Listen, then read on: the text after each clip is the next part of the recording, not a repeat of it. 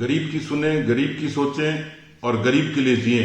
जी हां, 2014 में देश के प्रधानमंत्री माननीय नरेंद्र मोदी जी ने इस बात पर बल दिया था, ये प्रतिबद्धता दिखाई थी और वो जाहिर हुई उनके 20 लाख करोड़ के एक आत्मनिर्भर भारत के पैकेज में। कल जिस तरीके से एमएसएमई के लिए प्रतिबद्धता दिखाई मोदी सरकार ने, उसी तरीके से आज जो घोषणाएं थी वित्त मंत्री के मुख से, वो किसान के लिए, श्रमिक के लिए और मध्यम वर्ग को समर्पित थी।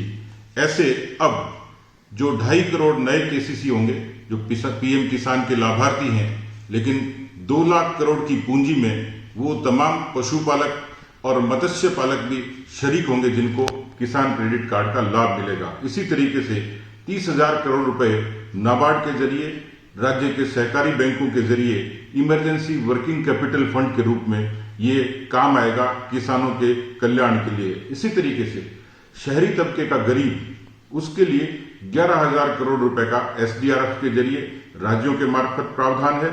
6,700 करोड़ रुपए कृषि उत्पादों के लिए राज्यों को मिलेगा। इसी तरीके से इस समय की जो ज्वलंत समस्या थी, हमारे 8 करोड़ प्रवासी श्रमिक जो इस कोरोना की महामारी के कारण अपने स्वदेश को लौटे, अपने प्रदेश में लौटे, उनके लिए सरकार ने प्रावधान किया है। ऐसे 3500 करोड़ रुपए का प्रावधान हुआ है 2 महीने के लिए।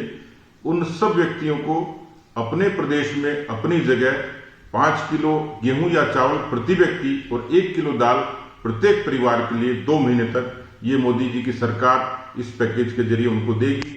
बहुत अरसे से एक व्यवस्था थी राशन कार्ड की, लेकिन one nation one ration card ये अगस्त 2020 में प्रभावी होगा, लेकिन इससे 23 राज्यों के 67 करोड़ लोग सीधे सीधे लाभान्वित होंगे। देश का कोई भी व्यक्ति कहीं माइग्रेट होता है तो उसको राशन की व्यवस्था तत्काल हासिल होगी। खासतौर पर इस पैकेज में जिनको चिंता थी, ऐसे स्ट्रीट वेंडर जिन्होंने इस पूरी वैश्विक महामारी में जो सबसे ज्यादा शिकार हुए, प्रताड़ित हुए, ऐसे हमारे स्ट्रीट वेंडर भाई, जिसमें रेहड़ी चालक, ठेला चालक, पटरी पे काम करने वाले लोग, घरों में कामकाजी करने वाले लोग, ऐसे 50 लाख लोगों को 5,000 करोड़ रुपए की मदद से उनको अपना वो छोटा व्यापार शुरू करने में सुगमता होगी। उनको बहुत सुलभ तरीके से ये ऋण मिलेगा और वो अपना गुजारा कर पाएंगे।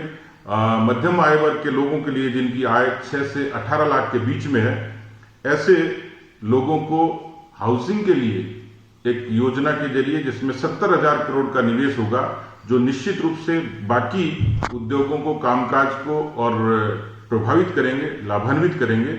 ऐसे मध्यम आय वर्ग के लिए एक केंद्र सरकार ने कैंपा फंड के जरिए, जिसमें खासतौर पर वानिकी जो इंफ्रास्ट्रक्चर है उसको मजबूत करने के लिए, खासतौर पर जनजाति क्षेत्र के लोगों को, उसमें प्रावधान किया है 6,000 करोड़ का, जिसमें शहरी, अर्ध शहरी, जनजाति क्षेत्र, वो खासतौर पर जो एफोरेस्टेशन का जो वृक्षारोपण से लेकर तमाम इस तरीके की जो चीजें होंगी, उनके प्रबंधन में ये मद काम आएगा।